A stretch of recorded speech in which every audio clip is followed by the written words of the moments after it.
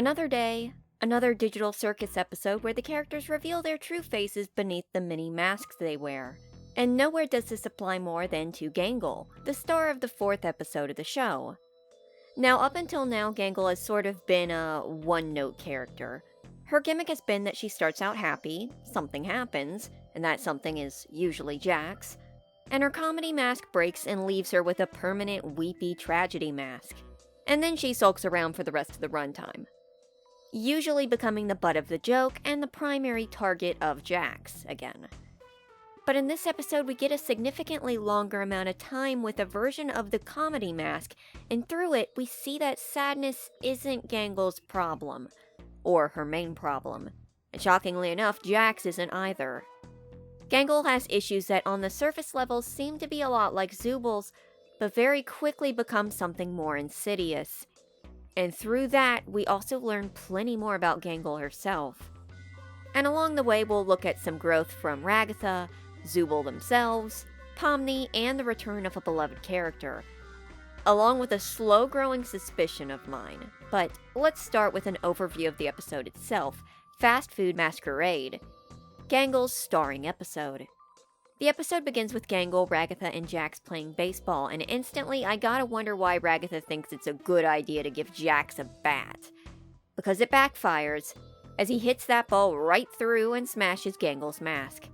As Ragatha and Jax argue about this, none other than Zooble arrives and takes Gangle to see something in their room. This is actually our first time seeing Zooble's room, unless you count on the back of the pin containers, on which you can see small glimpses of the characters' rooms, save Jax's. Now, Zooble has gotten a ton of character development in the last 2 episodes.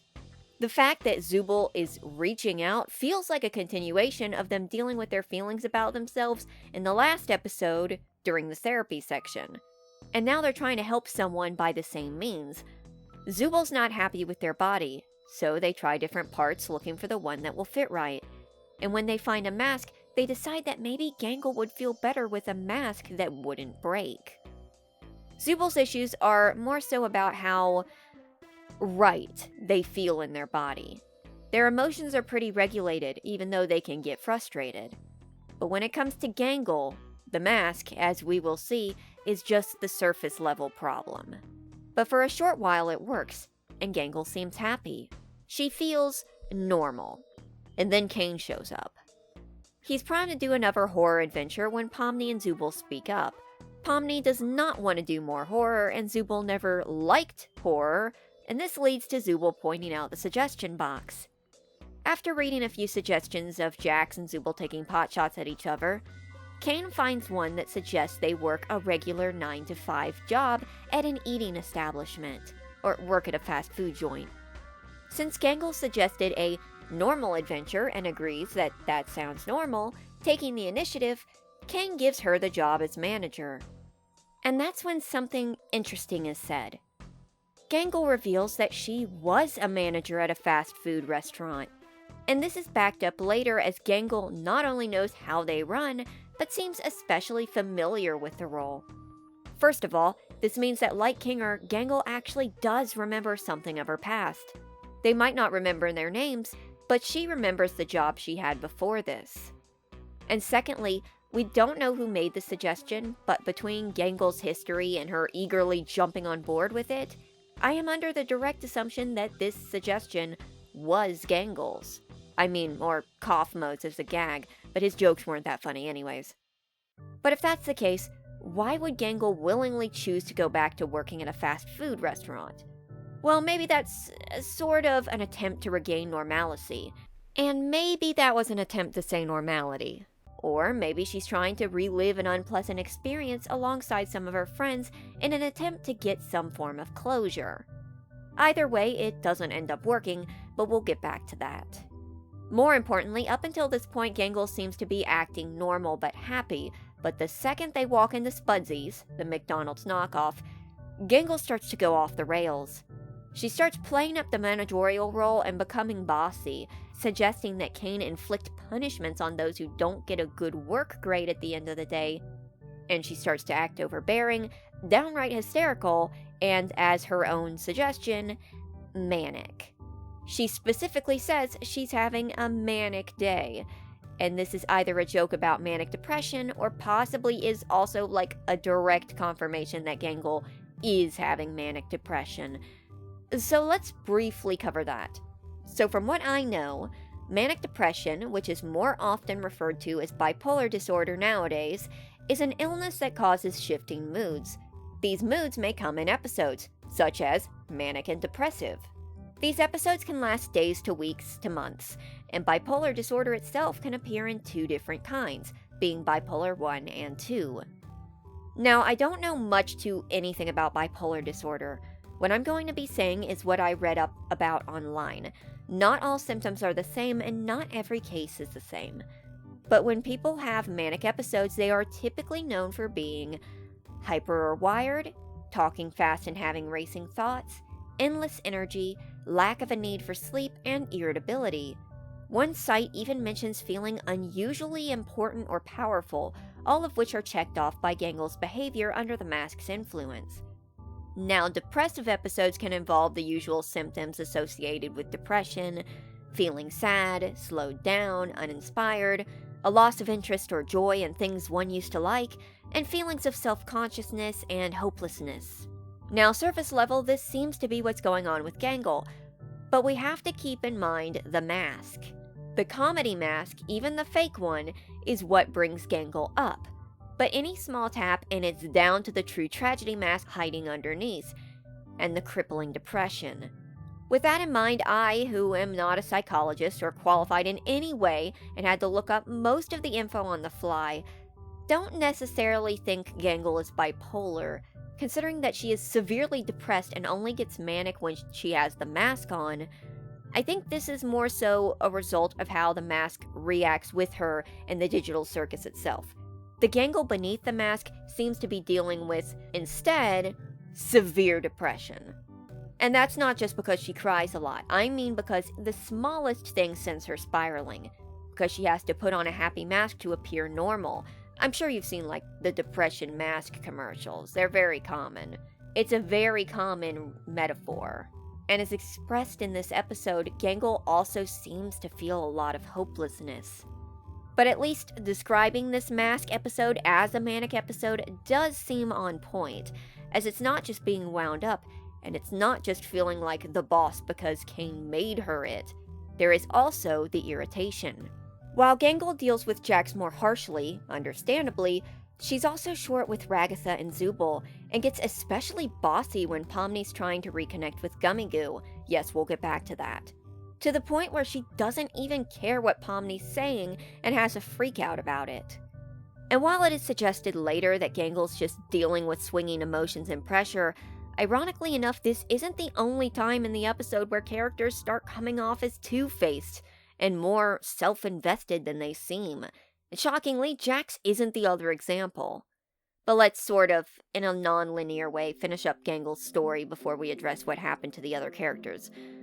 Over the course of the day, Gangle's mood continues to threaten to plummet until they arrive at the end and start closing up. And mask or not, Gangle is back to feeling awful. There's two moments in particular before this point where Jax says he prefers her sad, and Ragatha later says that happy her is annoying, and both of which Gangle reacts to.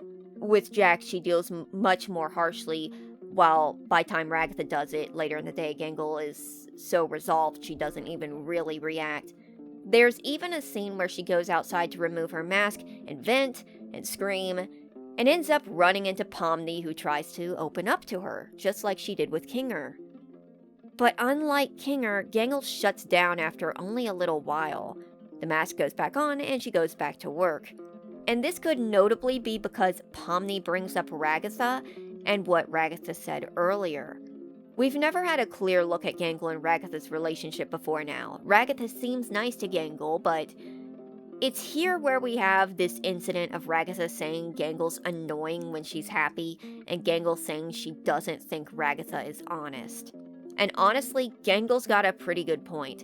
It could be that she's self-deprecating because she's upset, but as we'll get into later, some of what Ragatha says and does in this episode kind of reframes her as a two-faced sponge who sugars up every word just so she can feel needed. Once Spudsy starts closing, Zooble checks in on Gangle again before going to take Ragatha home. Too long didn't read, she's kinda drunk. Leaving Gangle seemingly alone. But then none other than Pomni steps in, telling Gangle she can leave and that she'll close up. Gangle asks if it's okay, and Pomni assures her that it is. So she leaves. Now outside, Gangle throws away her mask and begins to sort of run and dance kind of around the parking lot, as though embracing her freedom from her dead-end job, even if it's just for the night. See, here's something I touched on earlier, and that's that Gangle worked as a manager at a fast food restaurant. During a training tape segment with Jax, we hear Gangle discussing how an employee might have dreams of becoming a comic artist and making it big doing what they love, but how those dreams are pointless. And this isn't just a throwaway joke. Between Gangle's defeated tones and the fact that she does enjoy drawing, this spiel is a projection of Gangle's own crushed dreams, where she intended to work at a fast food restaurant for just a little while and found herself trapped there. In a better position, maybe, but one that forces her to put on a mask to deal with a bunch of people who probably don't like her, who think she's annoying. But she's trapped there, going nowhere, because at the end of the day she's exhausted, and even when she gets to leave a little early, the day is over. And it's a matter of going home, going to bed, and getting started in the morning. And again, I must beg the question of why Gangle would ask for this. I'm not sure, but I stand by what I said before. Familiarity, or perhaps the desire to play back those shifts on her own terms.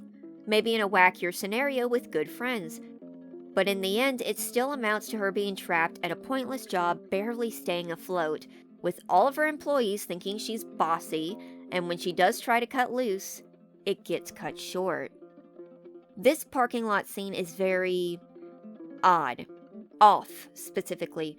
I think it's a reference to an anime, but maybe I'm reading too far into it, but throwing the mask and then staggering in front of the truck, falling in front of the truck, it feels like either this is a reference that I don't know about, that there is a hidden story here about a past accident Gangle had, or that there was a layer of, let's say, ideation.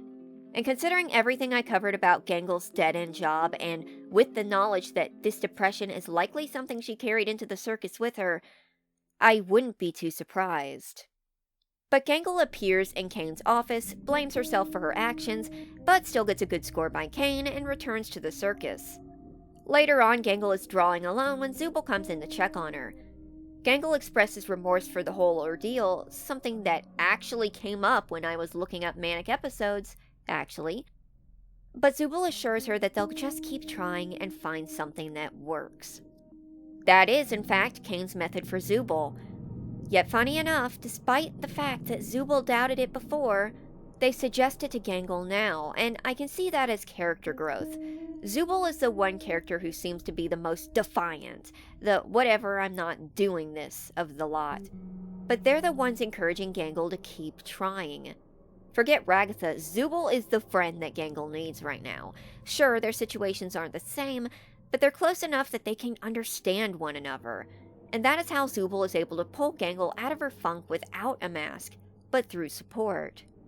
I know this was technically just a Gangle-led episode, but this is definitely the second half of Zooble's episode as well. I think it's great, and I think after this episode, I'm a lot more concerned for Gangle's well-being than anyone else. See, Kinger is in the center of grieving. He's going through a painful thing right now. He's losing his memories. But he does have an amount of stability. Zooble doesn't feel right in their skin, but yet they keep a solid head on their shoulders for most of the time. But Gangle, that parking lot scene especially, I think Gangle's at the threshold where she could slip over into abstraction, if she's not careful. And it's more so Zooble and Pomni holding her together. Though Kinger's probably helpful too, they seem to get along well. Speaking of which, he went to the rodeo while they were gone. But let's move on to the others because there's a lot to get through. Ragatha gets sprayed with stupid sauce and pretty much gets intoxicated and spends the whole episode rolling around on the floor and babbling. More importantly, it takes away Ragatha's filter, and through that we learn more about how she feels beyond the constant pleasantries. First of all, her feelings about NPCs. Despite being the only one to play along with most of the NPCs, with her mouth loosened, it's clear Ragatha really doesn't care about the NPCs at all. Which is probably why she seems so condescending in the candy adventure when Pomni tries to bring Gummigoo back and she was just like, "Oh, I'm sorry, that sucks." Here, Ragatha not only dismisses Pomni wanting to hang out with NPCs instead of them, but she seems kind of surprised when the Gloink Queen mentions that every one of her children are named.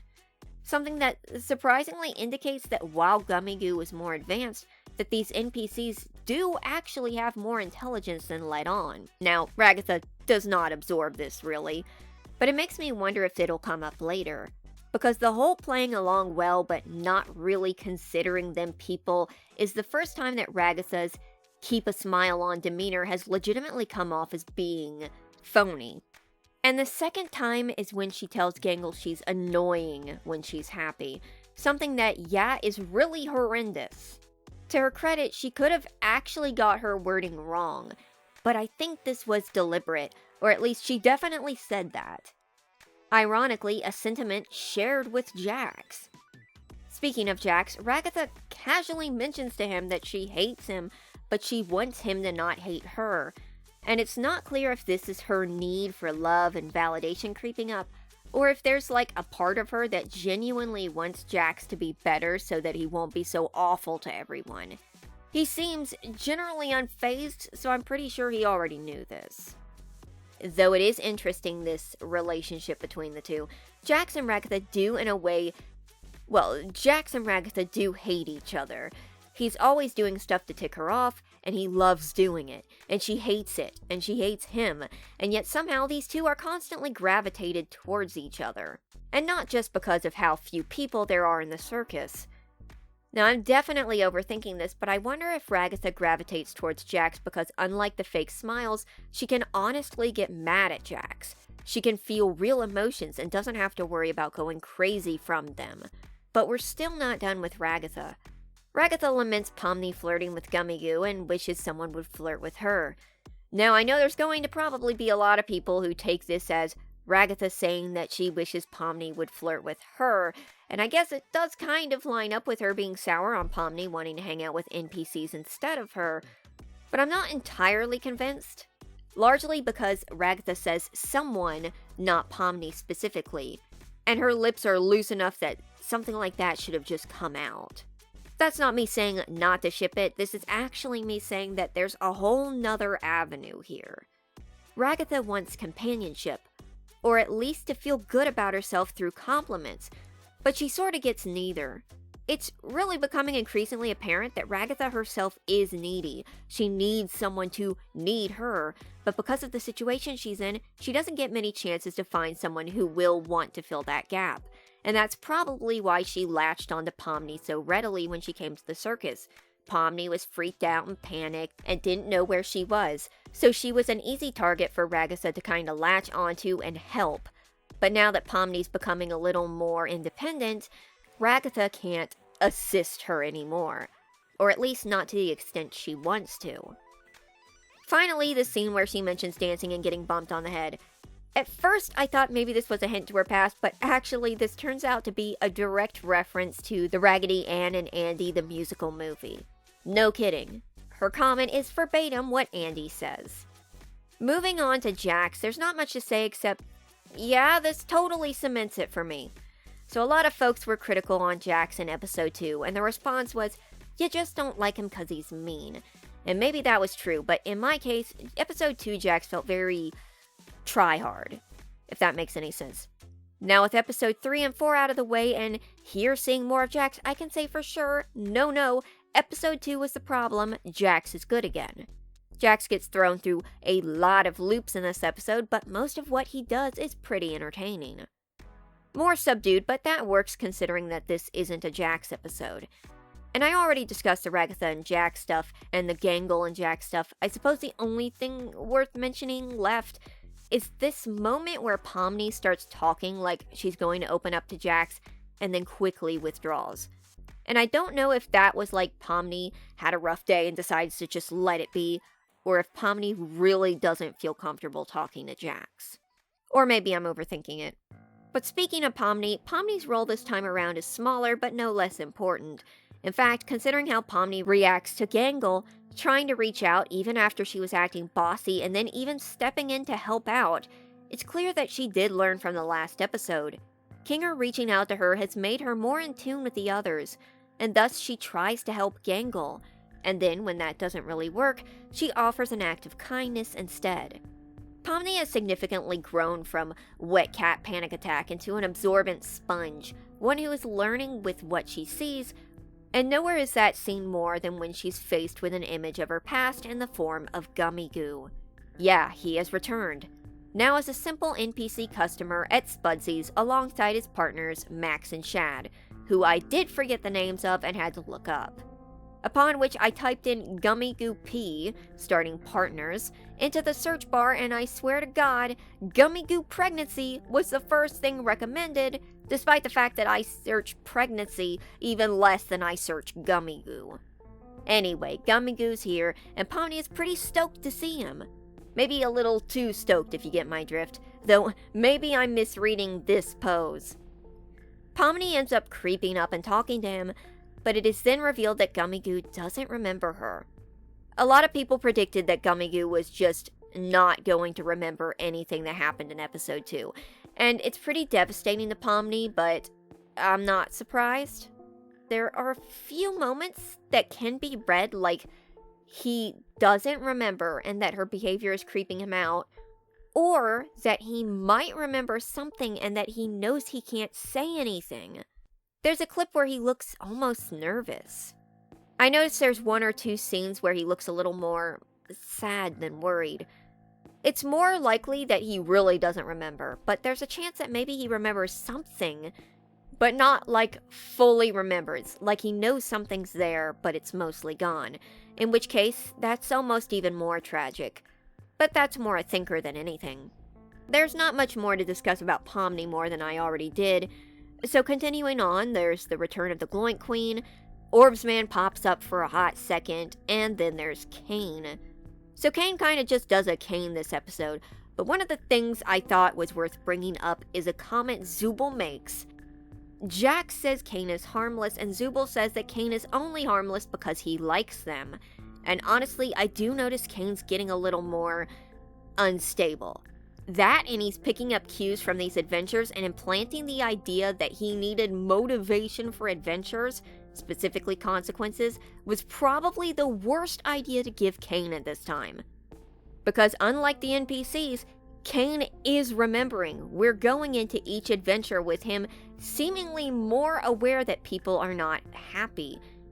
He's starting to listen. But that might be a problem. It could be general Caine kookiness, but I think we're watching a slow decline here, and I have the feeling that comment by Zooble might have been a piece of foreshadowing. And now's as good a time as any to bring up that suspicion I had earlier, and that is, Gangle wasn't happy with her life. She clearly didn't work in IT, but somehow she ended up in the digital circus. And sure, it is possible that the situation is that people just stumbled into the office, put on the VR headset, and end up appearing in the circus on total accident. But I'm starting to wonder if maybe they willingly entered the circus, and they just don't remember it. Kinger could have entered because he was a programmer or someone working on the project. Gangle wasn't happy with her life. Maybe she got offered money to test it out. Zooble too was likely going through the same dysmorphia they have here and wasn't happy. There's no real evidence of this, but we've got to start looking at the possibilities, and that is a very likely one, that they signed up for this. Or perhaps more horrifying, that they wanted to do this and only regret it now that they're stuck inside. And like people have theorized, this might be like a Soma situation. They might not be people, but just copies of people, in which case they're stuck here forever. Their bodies have walked out without them. And Caine, for the first time in all these years, seems to be learning, and that either means it will inevitably be forgotten and ignored, forcing them to teach him the same lessons, or He is learning, and something about that too seems to be a little concerning. But that's all we're left with today. All in all, a great episode, and I hope the next one, which I'm guessing might probably be in February, continues on this roll. Anywho, thank you for watching.